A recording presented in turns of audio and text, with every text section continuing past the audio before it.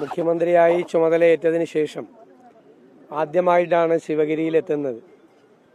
കേരളത്തിൽ സൗമ്യമായ ഭാഷണം കൊണ്ട് കൊടുങ്കാറ്റ് സൃഷ്ടിച്ച് കേരളത്തിലെ സാമൂഹ്യ രാഷ്ട്രീയ രംഗങ്ങളിലെല്ലാം പരിവർത്തനമുണ്ടാക്കിയ ശ്രീനാരായണ ഗുരുദേവൻ്റെ സമാധിക്ക് മുന്നിലാണ് നിൽക്കുന്നത്. എല്ലാവരും സൗഹാർദ്ദത്തോടെ ഒരുമിച്ച് ജീവിക്കുന്ന, സോദരരെ പോലെ ഒരുമിച്ച് വാഴുന്ന ഒരു മാതൃകാസ്ഥാനമാക്കി നമ്മുടെ കേരളത്തെ മാറ്റാൻ ഗുരുവിൻ്റെ ആദർശങ്ങൾ, ഗുരുവിൻ്റെ ദർശനങ്ങൾ തീർച്ചയായും നമ്മളെ എല്ലാവരെയും സഹായിക്കും. ഗുരു സ്വപ്നം കണ്ട ഒരു കേരളമാണ് ഈ സർക്കാരിൻ്റെയും മനസ്സിലുള്ളത്. ജാതിമത ചിന്തകൾക്ക് അതീതമായി മതസൗഹാർദ്ദത്തോടെ എല്ലാവരും ഒരുമിച്ച് നിൽക്കുന്ന ഒരു കേരളത്തിന് വേണ്ടി പ്രവർത്തിക്കുമെന്നുള്ള പ്രതിജ്ഞയാണ് ഗുരു സമാധിയിൽ വെച്ച് ഞാനിവിടെ പുതുക്കുന്നത്.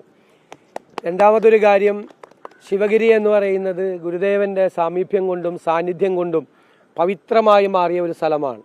കേരളത്തിലെ ഏറ്റവും പ്രശസ്തമായ ഒരു തീർത്ഥാടന കേന്ദ്രമാണ്.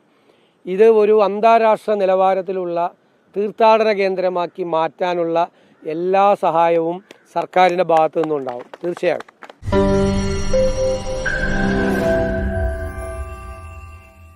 ലോകത്തെവിടെയായാലും ഏത് സമയത്തും 24 വാർത്തകളും ഓഗ്മെന്റഡ് റിയാലിറ്റി പാക്കേജുകളും എക്സ്പ്ലെയിനറുകളും വിശദമായി കാണാൻ ഞങ്ങളുടെ യൂട്യൂബ് ചാനൽ നിങ്ങൾക്ക് സബ്സ്ക്രൈബ് ചെയ്യാം.